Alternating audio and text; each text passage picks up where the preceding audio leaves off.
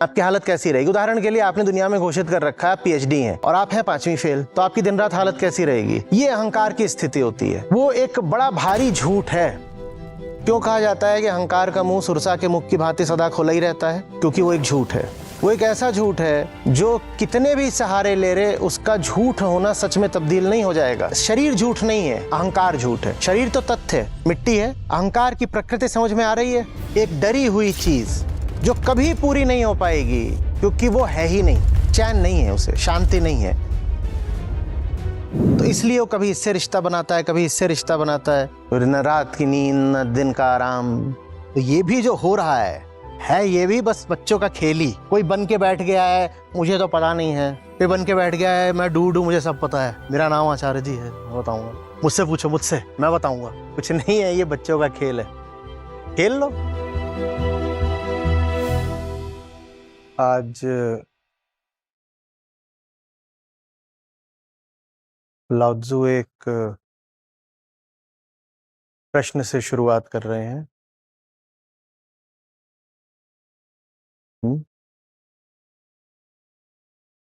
और प्रश्न का उत्तर हम तभी दे पाएंगे जब कुछ मूल बातें एकदम स्पष्ट होंगी। प्रश्न है, क्या आप अपने मन को स्थिर रख सकते हैं? क्या आप मन के भटकाव के पार देख सकते हैं? उसके आगे और प्रश्न आते हैं, समय रहे तो और भी प्रश्न ले लेंगे। पहले मन की बात,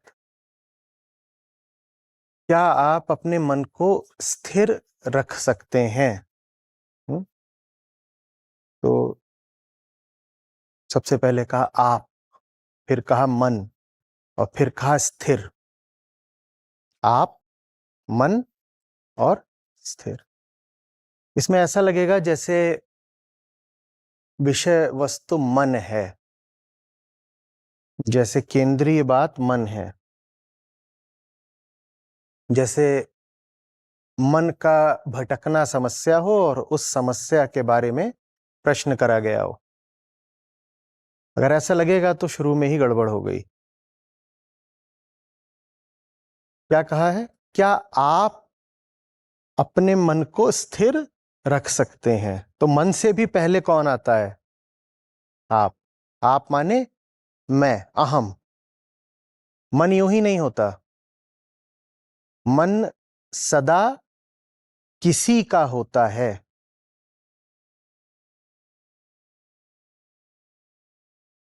मन तो जैसे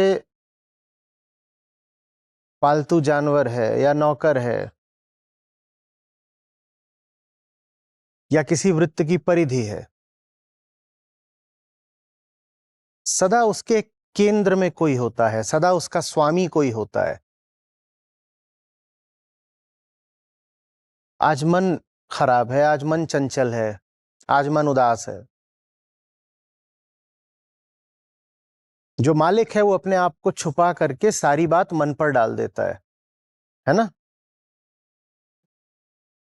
अरे मन तो बड़ा पापी होता है। ये ऐसा ही है जैसे अपराध करने वाले ने स्वयं को बचा करके अपने उपकरण पर सारा दोष डाल दिया हो, है ना? जैसे बंदूक चलाने वाले हाथ ने अदालत में बंदूक हाजिर कर दी हो कि यही गुनहगार है। मन की क्या परिभाषा है? अहम ने अपने इर्द गिर्द जिन विषयों को एकत्रित कर लिया होता है, उन विषयों के समुदाय को मन कहते हैं।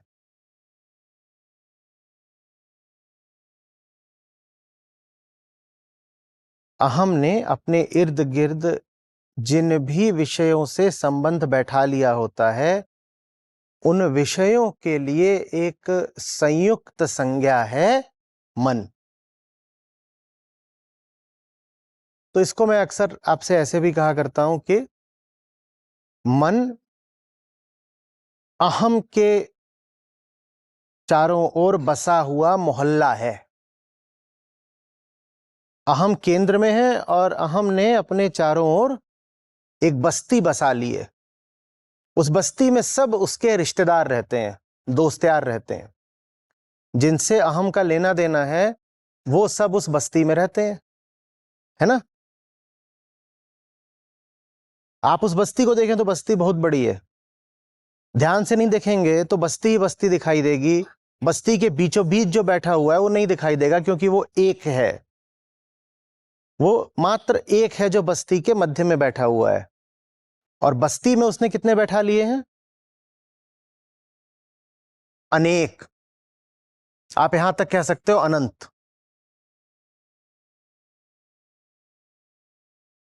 मन ऐसा जबरदस्त एक मोहल्ला हो जाता है, ऐसे उसमें अद्भुत गुण आ जाते हैं, कई तरह की उसमें अनंतताएं जैसे दिखने लग जाती हैं। कहते ना, मन की गति अनंत है, मन की चाल अनंत है, बहुत तरह की बातें बोली जाती हैं। मन की माया अनंत है, मन की पीड़ा भी अनंत है ना। अरे मन की गहराइयों में क्या छुपा हुआ है किसी को नहीं पता, जैसे कि अथाह गहराइयां हो। तो मन जब इतना लंबा चौड़ा और ऐसा अद्भुत उसका चरित्र, तो सारा ध्यान मन ही खींच ले जाता है। मन के केंद्र में जो बैठा है उस पर ध्यान नहीं जाता है। मन के केंद्र में कौन बैठा है? अहम। तो पहली जो हमें सावधानी बरतनी है वो ये कि मन की बात करना छोड़ें, अहम की बात करें। मन तत्काल बदल जाएगा अगर आप बदल जाएं। आप जैसे होते हैं उसी से तय होता है कि आपका मन कैसा होगा। मन को लेकर के आपके पास कोई सीधा अधिकार या नियंत्रण नहीं हो सकता। कहते हैं ना, मन बदलना है, चलो मन बदलने के लिए पहाड़ों पर चलते हैं, चलो मन बदलने के लिए पिक्चर देख लेते हैं, कुछ और कर लेते हैं। मन नहीं बदलेगा। हाँ, इतना हो जाएगा कि एक चादर के ऊपर आप दूसरी चादर डाल दें, पिछला रंग दिखना बंद हो जाएगा, पिछले दाग धब्बे दिखने बंद हो जाएंगे, पर वो कहीं चला नहीं गया। जो पिछली परत थी, तह थी, वो कहीं चली नहीं गई है, उसके ऊपर आपने कुछ डाल दिया है। जल्दी जरूरत पड़ेगी उसके भी ऊपर कुछ डालने की, इसीलिए फिर हम कहते हैं कि बाप रे बाप, कितने तल हैं मन के। मन से उलझे रह जाना बहुत आसान है, आसान ही नहीं है, मात्र सुविधाजनक है। सुविधाजनक भी नहीं है, कहिए कि अनिवार्य है, क्योंकि अगर मन की बात नहीं करी तो अहम की बात करनी पड़ेगी, अहम फंस जाएगा। मन की बात भी कौन कर रहा है? अहम। अहम अपनी बात क्यों करेगा कभी सीधे? भूलिएगा नहीं कि मन की बात मन करने नहीं आता, मन की बात भी मैं करता हूं ना। मैं मन की बात करता ही इसीलिए हूं ताकि मुझे अपनी बात ना करनी पड़े। समझ रहे बात को? मैं मन की बात करता ही इसीलिए हूं ताकि मुझे अपनी बात ना करनी पड़े। अब देखते हैं कि मन का निर्माण कैसे होता है। अहम कुछ है नहीं। संतों से लेकर के गीता तक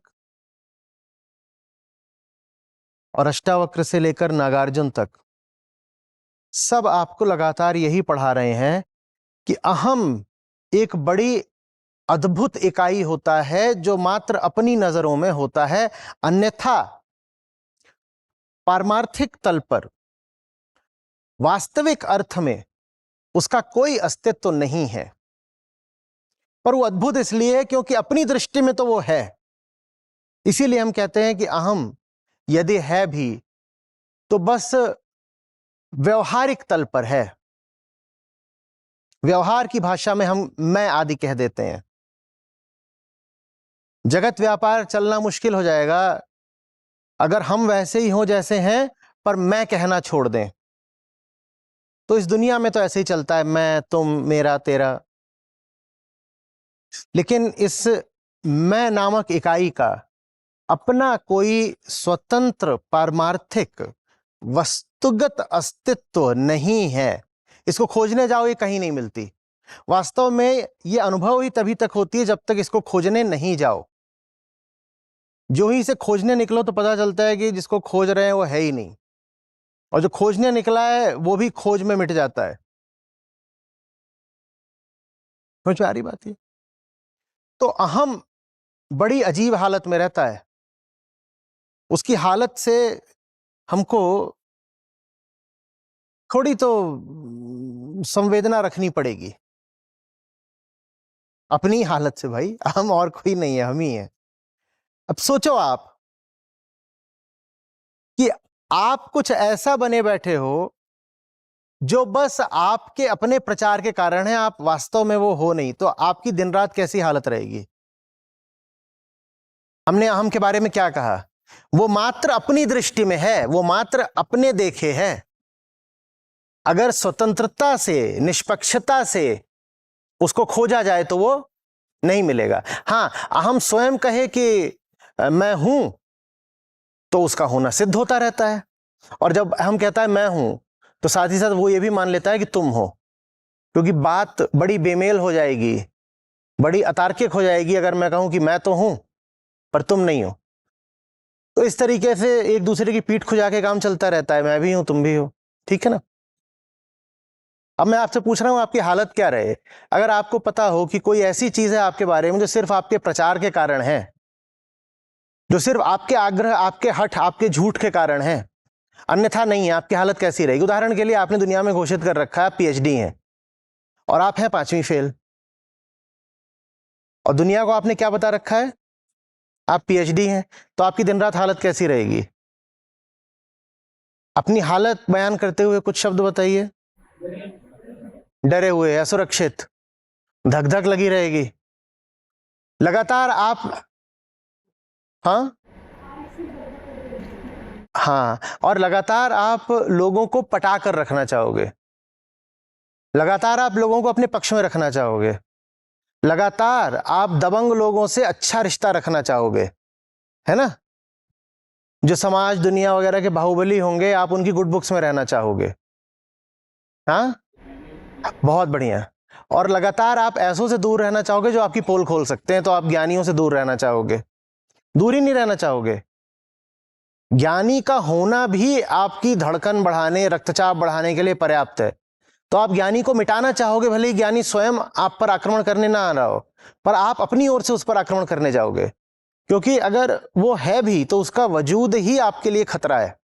आज वो आप पर आक्रमण नहीं कर रहा, पर कल कहीं उसने आप पर नजर डाल दी तो आप मिट जाओगे। उदाहरण के लिए, आप जिस यूनिवर्सिटी से पीएचडी होने का दावा करते हो, उसके वाइस चांसलर के प्रति आपका क्या रुख रहेगा? यह दृष्टि रहेगी ज्ञानियों के प्रति, क्योंकि वो व्यक्ति है जो तत्काल आपकी पोल खोल सकता है। यह अहंकार की स्थिति होती है। वो एक बड़ा भारी झूठ है, लेकिन उसे जीना है, उसे जीना है, उसे झूठ बन के ही जीना है। उसको लगता है अस्तित्व का मतलब ही होता है झूठ का अस्तित्व।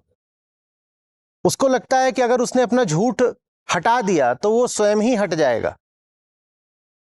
वो कहता है कि मैं माने झूठ, तो अगर झूठ हट गया तो मैं ही गायब हो जाऊंगा। तो बहुत डरा हुआ रहता है, तो लगातार रिश्ते बनाता रहता है। अब समझ में आ रहा है कि इतने विषयों से संबंधित होना हमारी मजबूरी क्यों है? नेटवर्किंग करके रखने का भाई, किसी भी दिन आफत आ सकती है। पैसा भी बहुत सारा रखने का, क्योंकि किसी भी दिन आफत आ सकती है। अब पीएचडी बोल करके नौकरी ले ली है, कुछ कर लिया है, वो सब चली जाएगी, किसी भी दिन जा सकती है।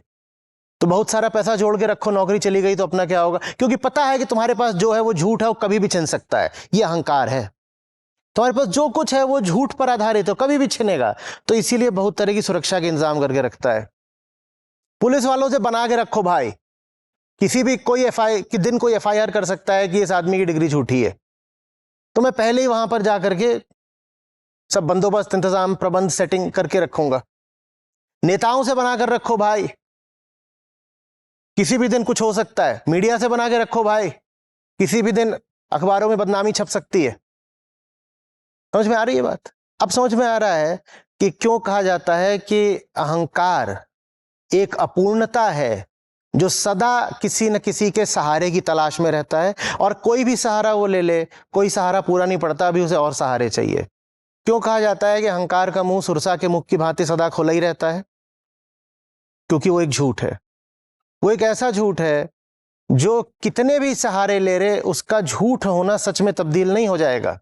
झूठ माने मिथ्या, है ही नहीं, फॉल्स, रॉन्ग नहीं, है ही नहीं। प्रतीत होता है, प्रतीत भी बस इसलिए होता है क्योंकि प्रतीत होना मजबूरी है। चोरी छुपे रह लेगा तो दूसरों की नजर तो पड़ सकती है ना उस पे, और चोरी छुपे तो रहता ही है। कितना कितना भी चोरी छुपे रह ले, दूसरों की नजर तो उस पे पड़ेगी ही ना। साधारण कामों के लिए भी जगत से संबंधित तो होना ही पड़ेगा, जिसको कहते हैं कि भूमिगत हो जाना। चोर वगैरह क्रिमिनल्स कई बार हो जाते हैं अंडरग्राउंड, तो भी खाने पीने के लिए, कुछ करने के लिए तो साधारण रिश्ते तो बनाएंगे ना दुनिया से। तो डर तो लगातार लगा ही रहता है, कभी भी धर लिए जाएंगे। वो हम है, वो अहंकार है। हमारा होना ही एक झूठ है। शरीर झूठ नहीं है, अहंकार झूठ है। शरीर तो तथ्य है, मिट्टी है, लहर है, मिट्टी से लहर उठी है। पूरा अध्यात्म देह की बुराई करने में लगा रहता है। देह बुरी है, देह विषय वासनाओं का घर है, देह कुछ नहीं है। देह तो वैसे ही है जैसे ही आपके पांव के नीचे जमीन है, सर के ऊपर आसमान है, यही देह है। पंचभूत, देह में क्या है? लेकिन एक बहुत विशेष तत्व होता है अहंकार, जिसको न तो यह कहा जा सकता कि तथ्य है मिट्टी की तरह, और न यह कहा जा सकता कि असत है बिल्कुल, क्योंकि वो कम से कम अपनी दृष्टि में तो है। तो सारा अध्यात्म अहंकार के लिए ही होता है।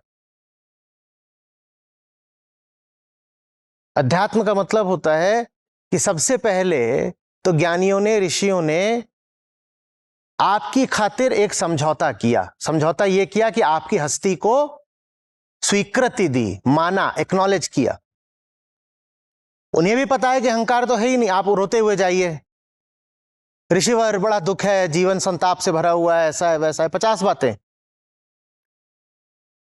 अब ऋषिवर अगर बैठे हुए हैं पारमार्थिक आसमान पर, तो वहां बैठे हुए क्या बोल सकते हैं वो?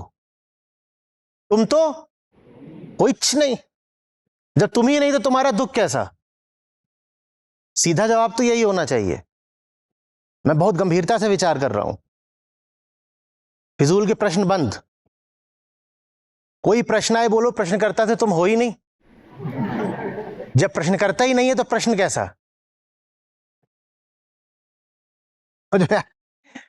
लेकिन वो ऐसा नहीं करते। वो सबसे पहले एक समझौता करते हैं हमारी खातिर।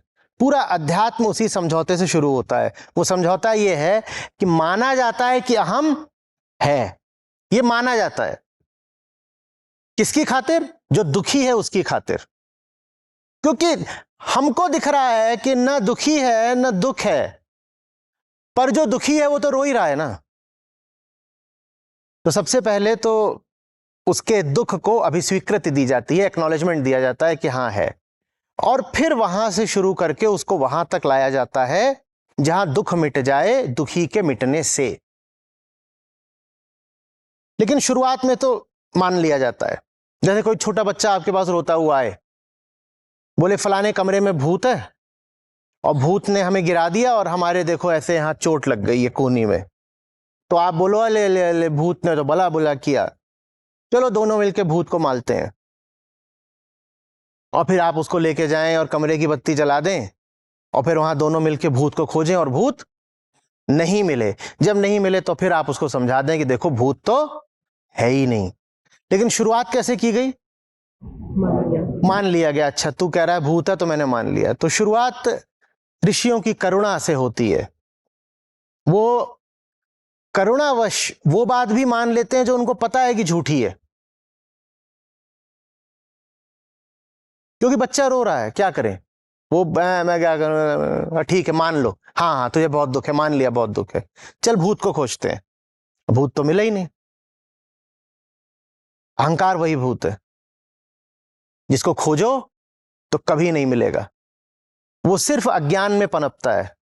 जब तक मानते रहोगे वो रहेगा, जब तक बस अंधा विश्वास है वो रहेगा।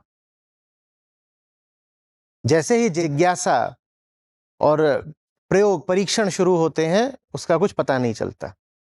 ठीक है, अहंकार की प्रकृति समझ में आ रही है? एक डरी हुई चीज जो कभी पूरी नहीं हो पाएगी क्योंकि वो है ही नहीं, जिसको कभी भी चैन, संतुष्टि, भरोसा, आश्वस्ति नहीं होगा क्योंकि उसके मूल में झूठ बैठा है। जिसके पास डिग्री है ही नहीं वो 100 तरह की डिग्रियां बनवा ले और समाज के 500 बड़े लोगों से अपने पक्ष में प्रशंसा, स्तुति आदि गवा ले, तो भी क्या कभी उसको चैन पड़ेगा? भीतर ही भीतर लगातार उसको शंका बनी रहेगी। क्या कोई पोल खोल न दे?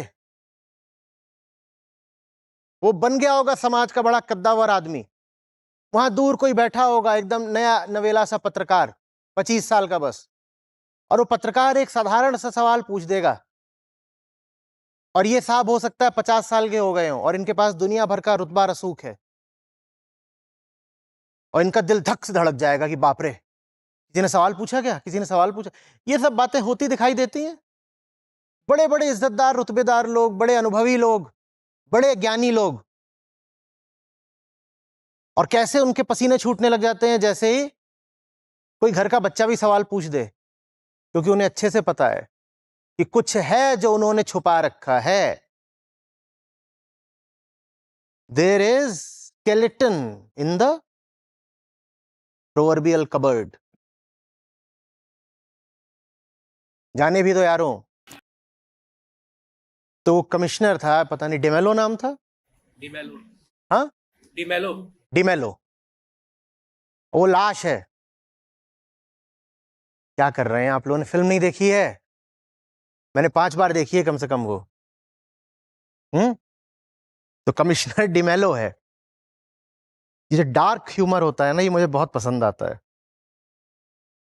जब वो अंत में 2 सत्य के खोजी पूरी पिक्चर में वो लगे रहते हैं कि दुनिया को सच बताएंगे, भ्रष्टाचार का पर्दाफाश करेंगे, और दोनों अंत में आखिरी दृश्य है कि दोनों को जेल ले जाया जा रहा है कि यही दोनों चोर हैं। और पीछे से धुन बज रही है, हम होंगे कामयाब, हम होंगे कामयाब एक दिन, भारत राष्ट्र महान है। पूरी पिक्चर में 3 घंटे ये दोनों लग करके जो गड़बड़ हुई होती है, ठेकेदारों और नेताओं के बीच में साठगांठ और ये सब हुआ होता है, और कमिश्नर की हत्या हुई होती है, तो ये दोनों मिल करके, इनमें से एक फोटोग्राफर होता है शायद और एक शायद पत्रकार होता है, कुछ ऐसा ही है, ये दोनों लगे रहते हैं उसका एक्सपोजे करने में। और अंत में क्या देखा जाता है? इन्हीं दोनों को पकड़ लिएगा कि यही दोनों गुनहगार है, हत्या भी इन्होंने ही करी और ये जेल जा रहे हैं। तो अब वो कमिश्नर की लाश है, उसको पूरी फिल्म में घुमाया गया है ऐसे दिखा के कि बंदा अभी मरा तो है ही नहीं। वो पूरी फिल्म ही जैसे 2-3 दिन के अंदर की हो। तो कभी उसको साड़ी पहना रहे हैं, कभी कुछ कर रहे हैं, अंत में उसमें स्टेज पर एक महाभारत और रामलीला का कुछ हाइब्रिड भी हो जाता है, तो उसमें भी कमिश्नर को कोई रोल दे देते हैं, द्रौपदी बना देते हैं उसको। हाँ, द्रौपदी बना देते हैं कि अब ये तो बेचारी मौन व्रतधारी रजस्वला द्रौपदी है, ये शर्म लज्जा के मारे क्या बोलेगी भरी सभा में, तो उसको खड़ा कर रखा और कभी इधर गिर रही कभी उधर गिर रही है। तो लाश है, उसको साड़ी में ऐसे लपेट लपेट के खड़ा कर रखा है, एक भारी भीम कर दिया, वो उसका काम उसको संभालना, और कमिश्नर इतना मोटा। समझ में आ रही बात? जो उसकी पूरी कॉमिक अपील है वो इसी में है कि कैसे एक लाश को जीवित दिखाने में बहुत हास्यास्पद स्थितियां पैदा हो जाती हैं। है लाश और उसको दिखाना क्या है कि जीवित है, उसी से कॉमेडी पैदा हो रही है, वो अहंकार है। लाश है लेकिन दुनिया भर को यह जताना है कि प्राण है, जैसे खाल लुहार की, सांस लेत बेनु प्राण। उसको गाड़ी में बैठा रखा है, कभी दिखा रखा है कि वो रोगी है तो उसको व्हील चेयर पे डाल रखा है, जगह जगह उसकी लाश लेके घूम रहे हैं और दुनिया को ये दिखाना है कि ये तो अभी, और दोनों की दुर्गति हुई जा रही है उस कमिश्नर की लाश को ढोने में। यही दुर्गति हमारी है, हम अपने भीतर एक लाश ढो रहे हैं, हम अपने भीतर एक झूठ ढो रहे हैं। उस झूठ का नाम है मैं से नहीं समझ में आएगा, उस झूठ का नाम है कर्ता, डूअर। श्री कृष्ण से ज्यादा बेहतरीन तरीके से इस बात को शायद ही किसी ने समझाया हो। कहते हैं गुणा गुणेषु वर्तन्त, गुण ही गुणों से मिलकर काम करते हैं, लेकिन जो मूर्ख होते हैं, क्या, अहंकार विमूढ़ आत्मा, जो मूर्ख होते हैं उन्हें लगता है हम कर रहे हैं। सब कुछ ही इस प्रकृति की रासायनिक क्रियाओं से घटित हो रहा है, जिसको वो कहते हैं कि तीन गुण आपस में गति कर रहे हैं। लेकिन एक मूर्ख आकर के उसका श्रेय ले लेना चाहता है कि मैंने करा है। जो कुछ हो रहा है, सच पूछो तो तुम्हारी अनुमति के बिना हो रहा है। जो हो रहा है उसमें तुम्हारा कोई योगदान नहीं है, कोई तुमसे अनुमति मांग नहीं रहा, कोई तुमसे सहमति भी नहीं मांग रहा। लेकिन फिर भी एक है विदूषक, उसको कूद कर आना है मंच पर और कहना है ये सब कुछ मैंने किया। वो अहंकार है। अहंकार माने कर्ता, डूअर, जो डूइंग का, हैपनिंग का श्रेय ले लेना चाहता है। वास्तव में डूइंग है ही नहीं, हैपनिंग है मात्र। गति है, गतिक कोई नहीं है। कर्म है, कर्ता कोई नहीं है। कर्म निरंतर हो रहे हैं, लेकिन एक मान्यता है, झूठी धारणा है कि कर्म हो रहे हैं तो करने वाला कोई होगा, जरूर होगा। वो अहंकार है।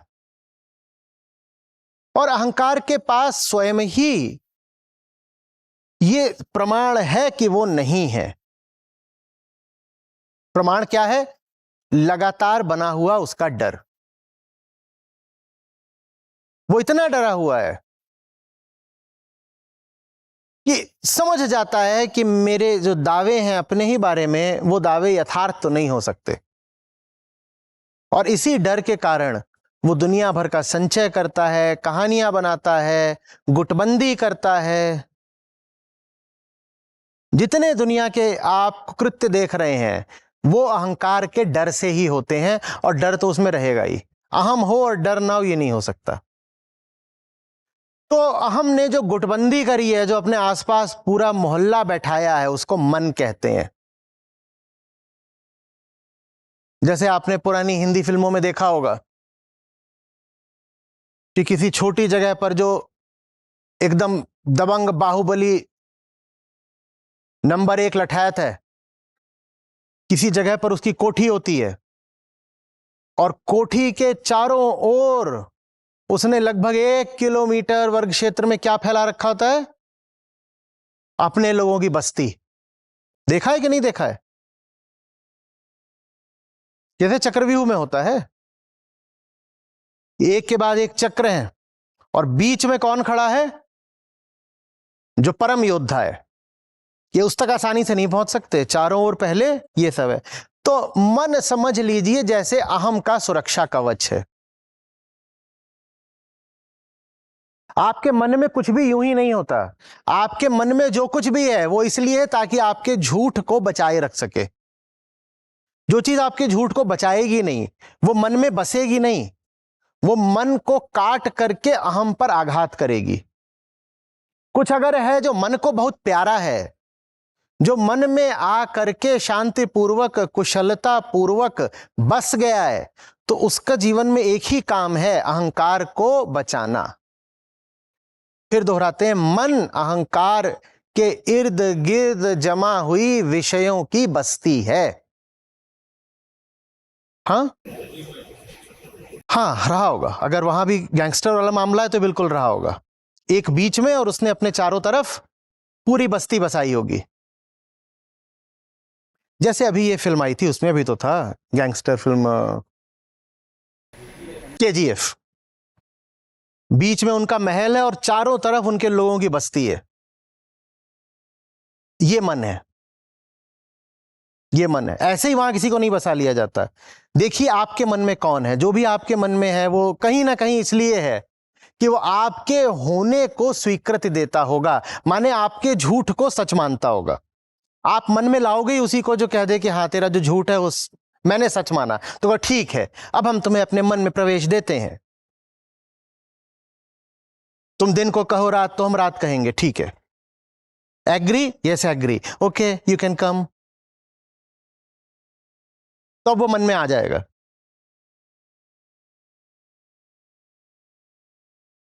किसका विचार? मन का विचार। मन के पास कोई एजेंसी नहीं है, मन करता नहीं है। मन करता नहीं है। करता कौन होता है? अहम।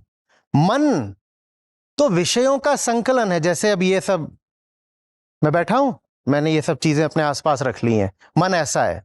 ये सब क्या है? ये विषय हैं, इनको आसपास रख लिया है, मन ऐसे है। तो मन के पास अपना कोई कर्तृत्व नहीं होता है। मन अपने आप में पैसिव है। इसीलिए आपसे कह रहा हूं कि जब हम कहते हैं ना कि मन उदास है, मन चंचल है, तो वो बात पूरी तरह सही नहीं होती। जिसको आप मन की चंचलता कहते हो वो फुटबॉल की चंचलता है। फुटबॉल चंचल तो होती ही है। फुटबॉल चंचल होती है कि नहीं होती है? पर क्या हम कहेंगे कि फुटबॉल चंचल है? तुम फुटबॉल को देखो तो कितनी चंचल दिखाई देगी। मैच चल रहा है, फुटबॉल कैसी दिखेगी? रुकी ही नहीं रही। पर क्या फुटबॉल चंचल है? चंचल कौन है? फुटबॉल को मारने वाला।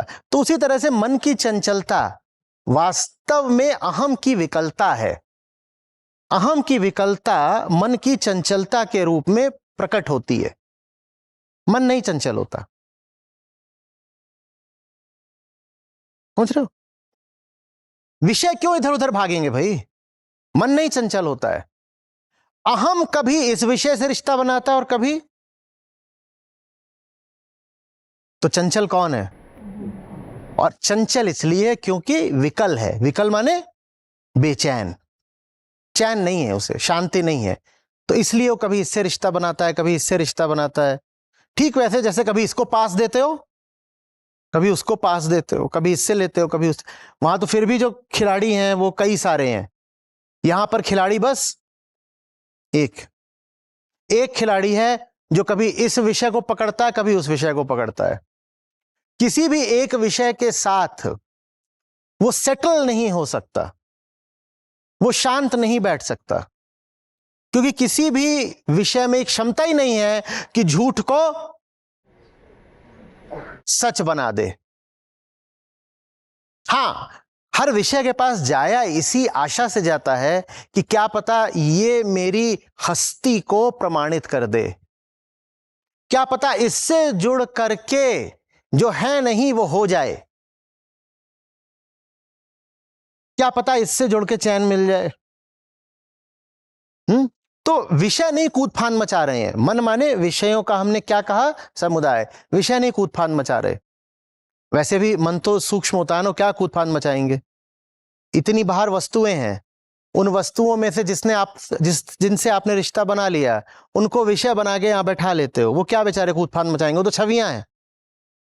मन में उन वस्तुओं की छवियां होती हैं जिन वस्तुओं से आपने रिश्ता बना लिया। तो वो छवियां क्या कूदफान मचाएंगी? मन नहीं चंचल होता।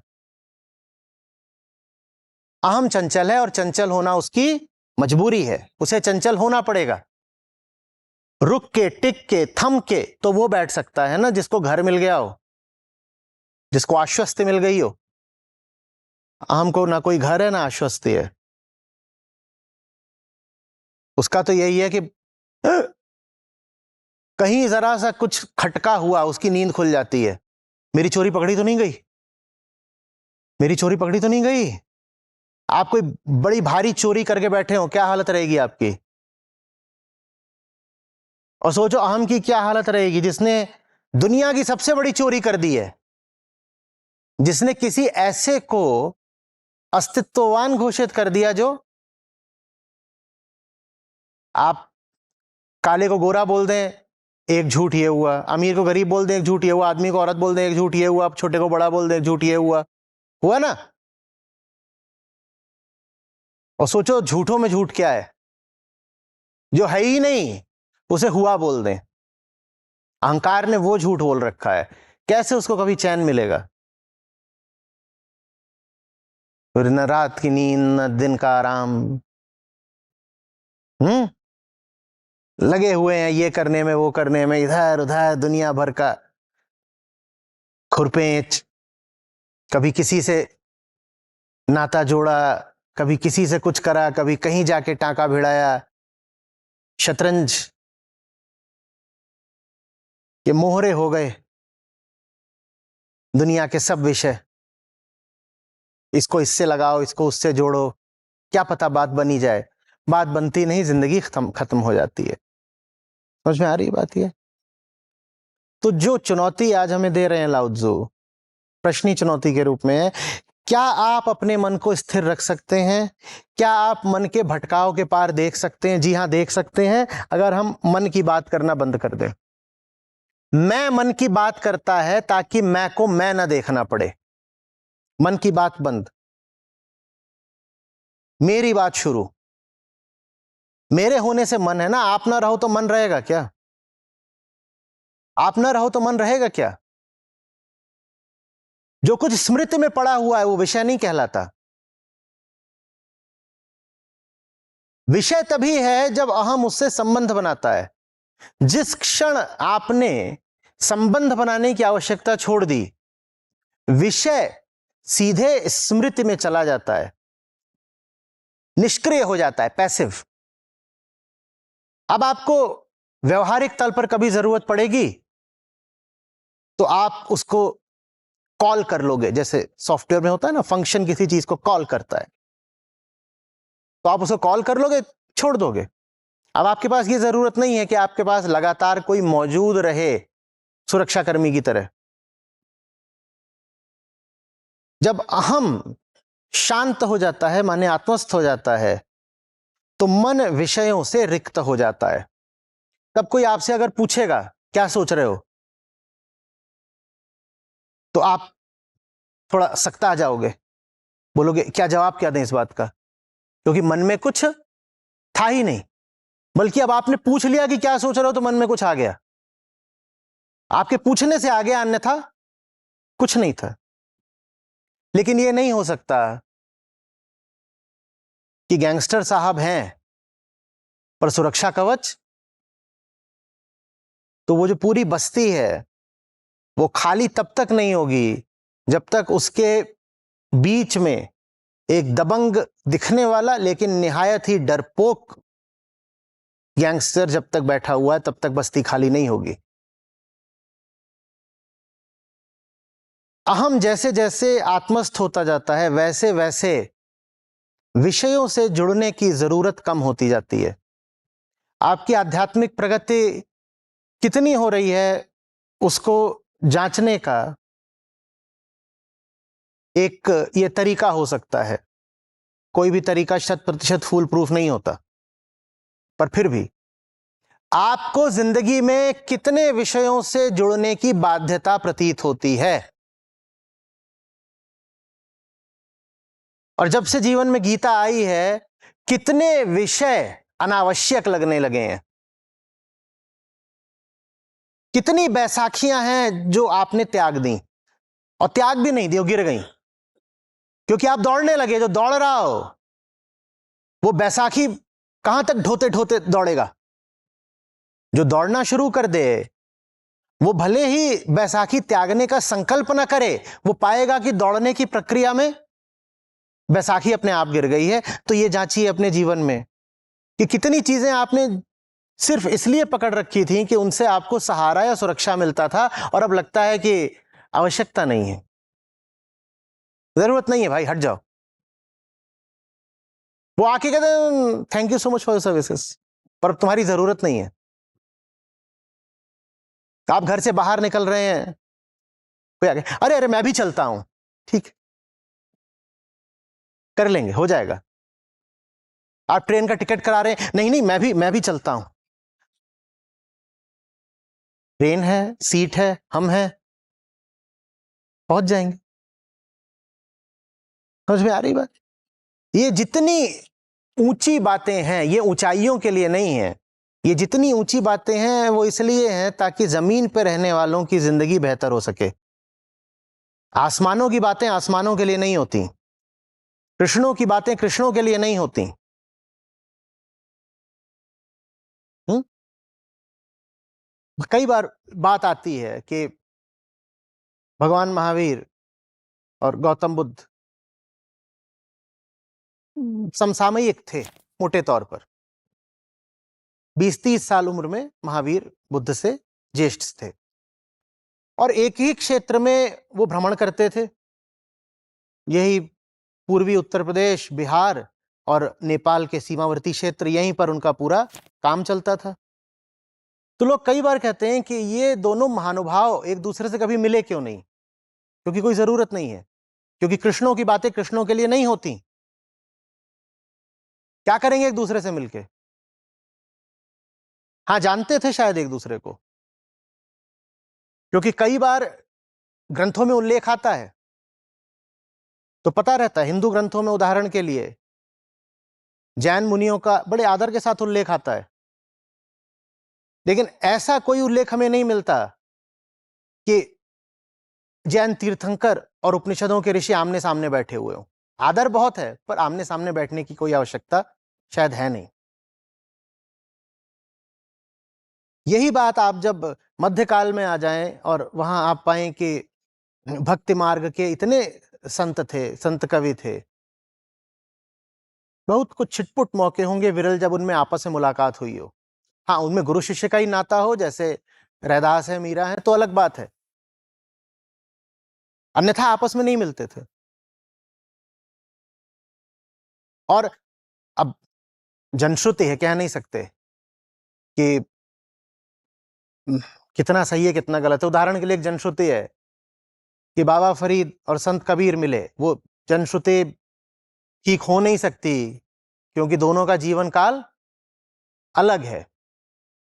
लेकिन फिर भी जो संदेश देने के लिए वो जनश्रुति निर्मित है, वो संदेश महत्वपूर्ण है। कहते हैं कि ये दोनों महापुरुष आपस में मिल रहे हैं, तो दोनों के साथ दोनों को सुनने वाले उनके शिष्य वो बहुत सारे मौजूद हैं और बहुत उत्साहित हैं कि ये एक बड़ी अनूठी घटना घटने जा रही है, ये दोनों मिलेंगे तो न जाने क्या होगा। और कई दिनों पहले से तैयारियां चल रही हैं और बड़ा रोमांच है, ये एक विरल घटना घटने जा रही है। और होता क्या है कि दोनों जन मिलते हैं, एक दूसरे को देखते हैं, मुस्कुराते हैं और आगे बढ़ जाते हैं।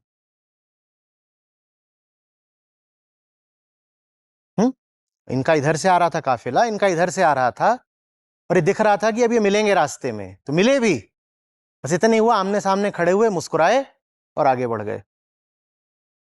लोगों को समझ में नहीं आया, बोले बैठे नहीं, इनको चड्डा नहीं जमा, कोलैबोरेशन तो हुआ ही नहीं, कुछ नहीं, क्योंकि वो बातें उनकी एक दूसरे के लिए नहीं है, हमारे लिए है। तो जब ये ऊंची बातें भी हो रहे हो तो उसमें अपने आप से पूछना जरूरी है कि मेरा जो जमीन का जीवन है उस पर कितना अंतर पड़ रहा है। हर श्लोक से पूछिए, हर दोहे से जवाब मांगिए,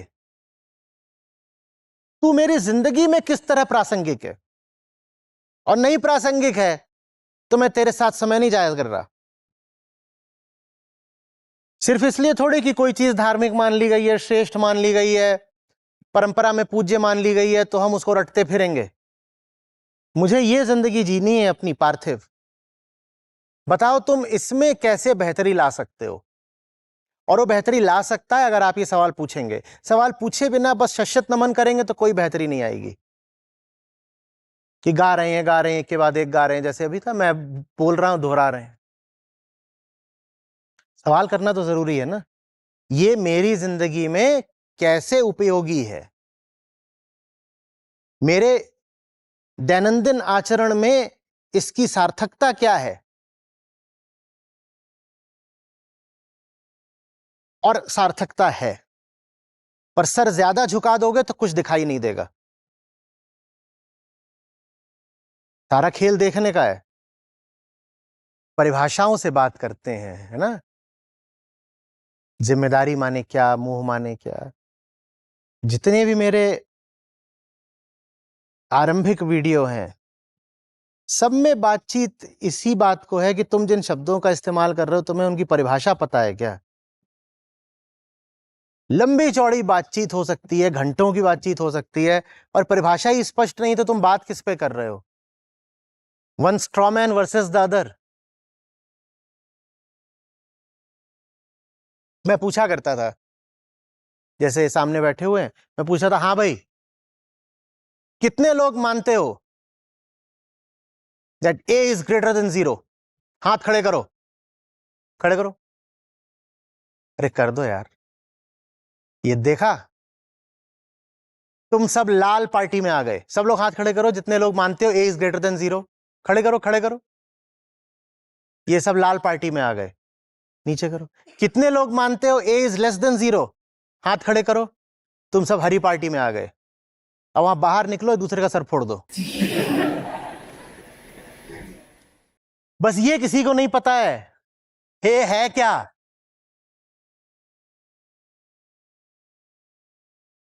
ये आस्तिक है, ये नास्तिक है, और ये वो प्रजाति हैं जिन्हें एग्नोस्टिक बोलते हैं। और तीनों भयानक तरीके से लड़ रहे हैं। पर आस्तिक माने क्या, ये किसी को नहीं पता है। अस्ति माने एफर्मेशन की है, किसके होने की बात हो रही है ये किसी को नहीं पता। ये निगेशन कर रहे हैं, नास्ति नहीं है। किसका निगेशन कर रहे हो नहीं पता, और वो बोल रहे हैं पता नहीं, कुछ हो भी सकता नहीं, इस पे हमारा कोई रुख नहीं है। पर किस बारे में तुम्हारा कोई ओपिनियन नहीं है, ये इन्हें नहीं पता। जब परिभाषाएं ही स्पष्ट ना हो तो बात किस बारे में हो रही है, किस बारे में बात हो रही है।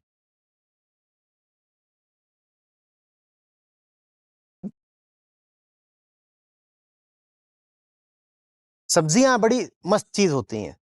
एक सब्जी होती है, उसका एक जगह कुछ नाम होता है, और उससे 200-400 मील दूर चले जाइए तो उस क्षेत्र में दूसरा नाम होता है।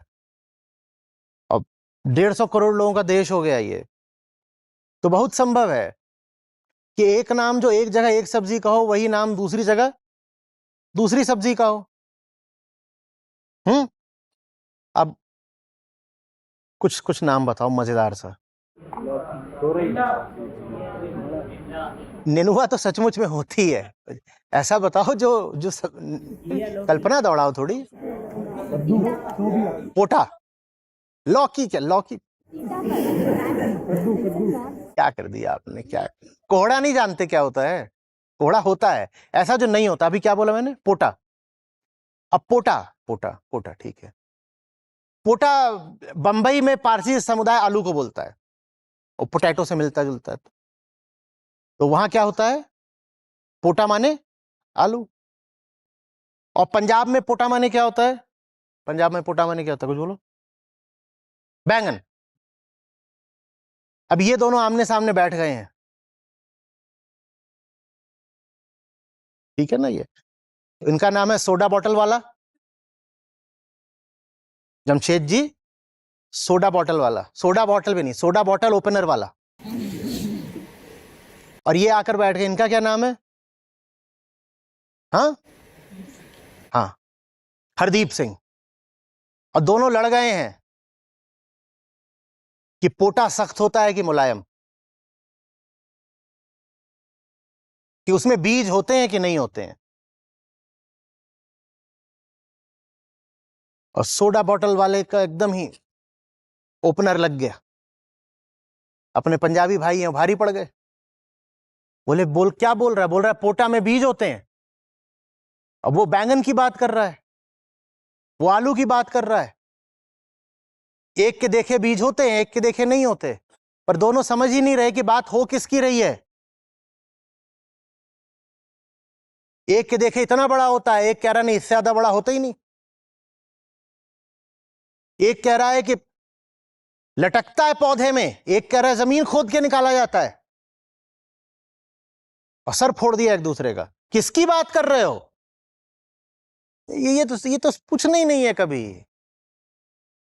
ये तो पूछना ही नहीं है कभी कि बात किसकी हो रही है, परिभाषा क्या है।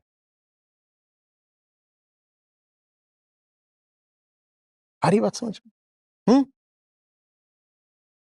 इससे भी आगे एक और सवाल होता है, किसका पोटा? किसका? अब यहां पर कौन आ गया सीधे रोशनी के नीचे, लाइमलाइट में? अहंकार। बात सही है, तेरा पोटा जमीन के नीचे होता है क्योंकि तेरा पोटा आलू है, लेकिन मेरा पोटा जमीन के ऊपर होता है, मेरा पोटा बैंगन है। अहम कभी यह नहीं मानेगा कि सारी परिभाषाएं उसकी स्वयं की दी हुई है।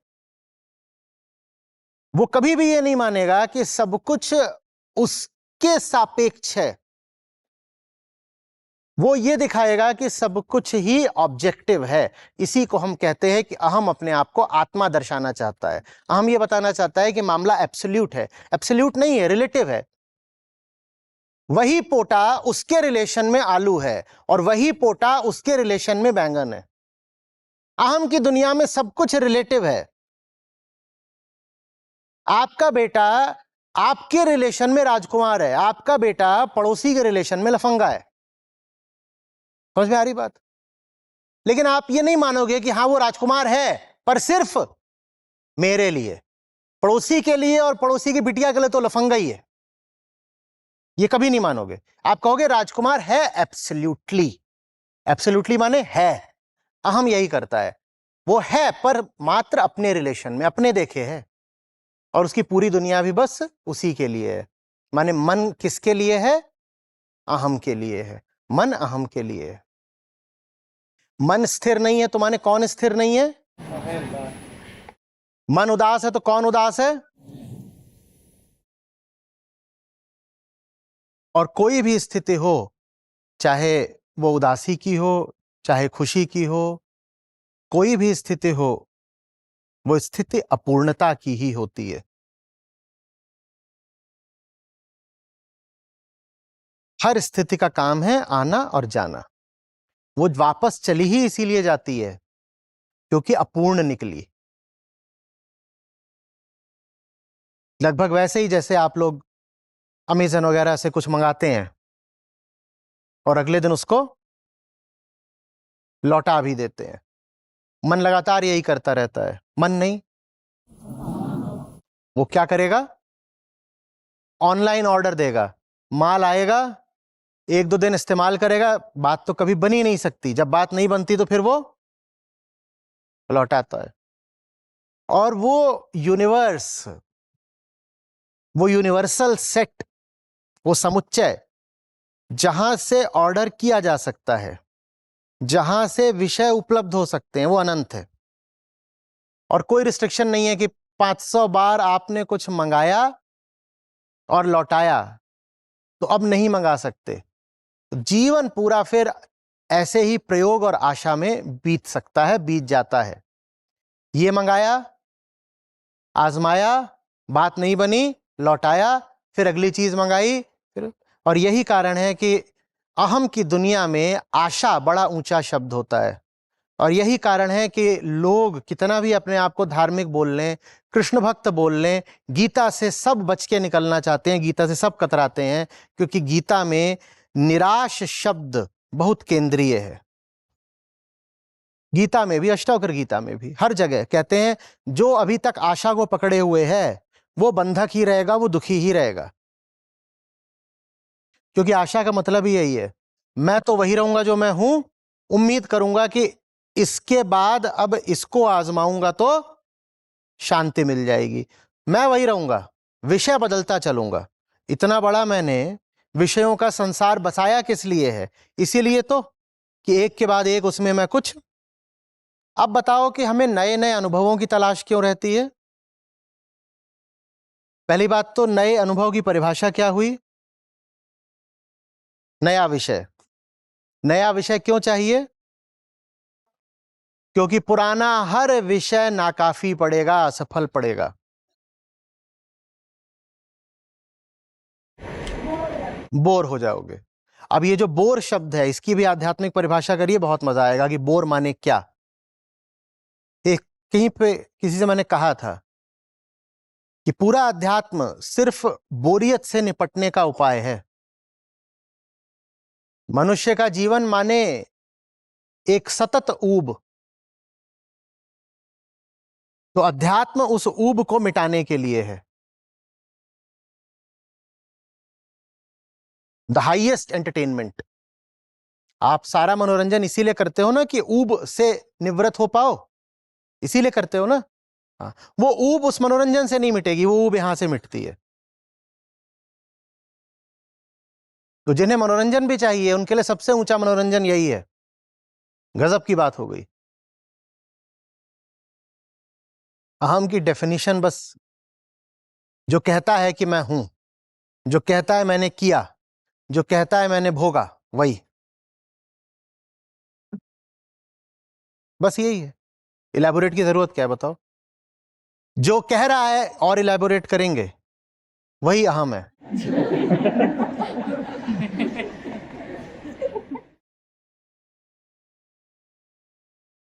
जो सर ऐसे ऐसे हिला के कह रहा है कि समझ में नहीं आया, वही अहम है। हाँ, बिल्कुल है।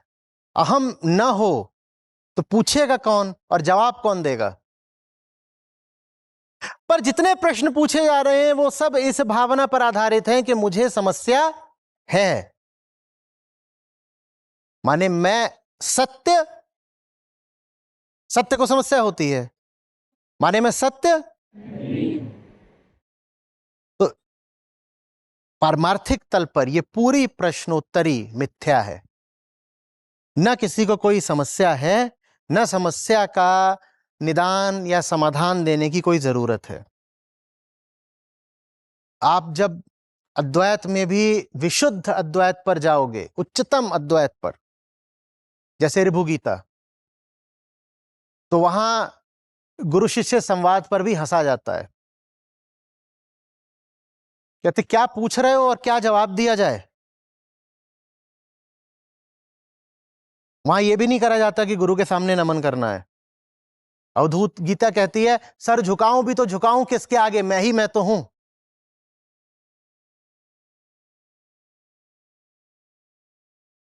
अवधूत शिव को समर्पित होता है, पर एक जगह पर आकर अवधूत गीता कह देती है कि महादेव के आगे भी सर कैसे झुकाऊं, नमन करूं भी तो किसको? और छोड़ो, आप अष्टावक्र गीता में साथ रहे हैं, कैसे आप भूल गए अहो अहम नमो मह्यम? अरे मैं ही हूं। चलो अब एक काम करते हैं, शत शत नमन खुद को ही कर लेते हैं। अहो अहम, अहो विस्मय का भाव, अपने अपने औदात्य का भाव, अहो अहम, और अब नमन करना है, नमो मह्यम।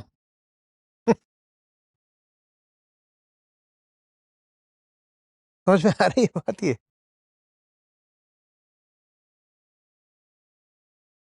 तो ये भी जो हो रहा है ये भी बस बच्चों का खेल ही। कोई बन के बैठ गया है मुझे तो पता नहीं है, कोई बन के बैठ गया है मैं डूड हूं मुझे सब पता है, मेरा नाम आचार्य जी है मैं बताऊंगा, मुझसे पूछो, मुझसे मैं बताऊंगा। कुछ नहीं है, ये बच्चों का खेल है, खेल लो।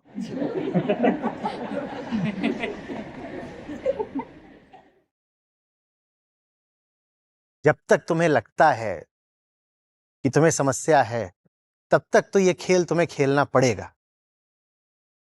ठीक है? वैसी सी बात है कि किसी को वहम हो गया है कि पीठ पे छिपकली चिपकी है, खुद तो दिख नहीं रही, तो अब तुम्हें कोई दूसरा चाहिए होगा जो तुम्हें दिखा सके आईना। या तुम्हारी पीठ को देख के बोल सके, बता सके कि कुछ नहीं है। जब तक वहम है तब तक दूसरे की जरूरत है, और जो दूसरा है वही वहम है। दोनों बातें एक जैसी हैं। अहम कौन है? वही जो बोल रहा है, जो सुन रहा है, वो अहम है। जो दावा करता है कि उसने कह दिया, जो दावा करता है मैंने सुन लिया, वही है।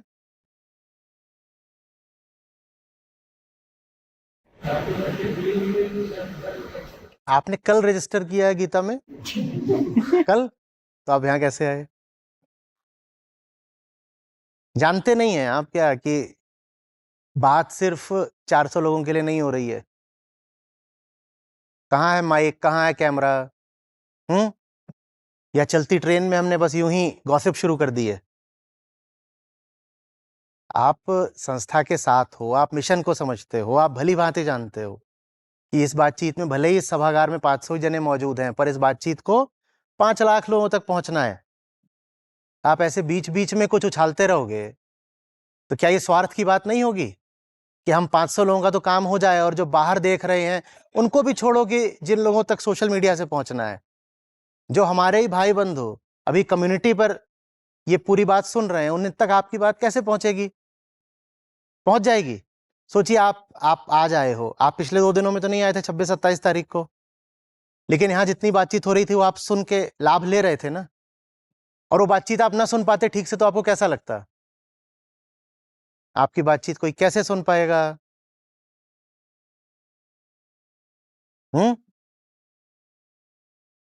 फट से जनरल डब्बा बना देते हैं।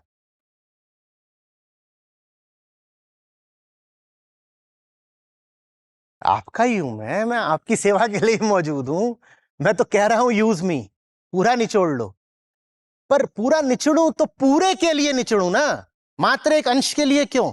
मात्र 2 लोगों के लिए क्यों? मेरा पूरा इस्तेमाल हो तो फिर पूरे विश्व के लिए हो ना, मात्र इस सभागार के लिए क्यों?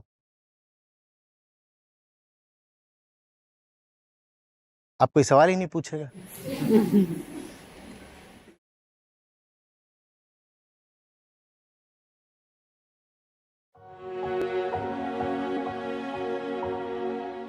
नमस्ते, मेरा नाम अतिंद्र है। मैं एक यूएक्स डिज़ाइनर हूँ हैदराबाद में, और गीता सत्र से मैं पिछले 10 महीने से जुड़ा हुआ हूँ। गीता सत्र से जुड़ने के बाद मेरे ज़िंदगी में एक कॉन्फिडेंस आया। आज हमने शांति के 2 तरीकों के बारे में जाना। एक आम शांति जो हम रोज़मर्रा की ज़िंदगी में देखते हैं, कोई भी एक छोटी सी खुशी, मतलब 10 चीज़ अगर खराब हो रही है तो उसमें से कोई एक चीज़ जो हमें खुशी देने लग जाए तो हम उसको शांति मान लेते हैं। अगर एक एग्जांपल लिया जाए तो ऑफिस में सुबह से काम अच्छा नहीं हुआ, लेकिन कोई एक काम अच्छा हो गया तो उससे हमें लगता है कि हाँ, चीज़ें सुधर रही हैं, परंतु ज़रूरी नहीं है कि ऐसा हो। तो ये एक आम शांति है जो हमें लगता है कि हमें आगे चल के सुकून देगी। और दूसरी है परा शांति, जो केंद्र के बदलने से आता है। तो जो हमारा भीतरी केंद्र है, जब वही बदल जाए तो वहाँ से जो शांति आती है वो परा शांति है।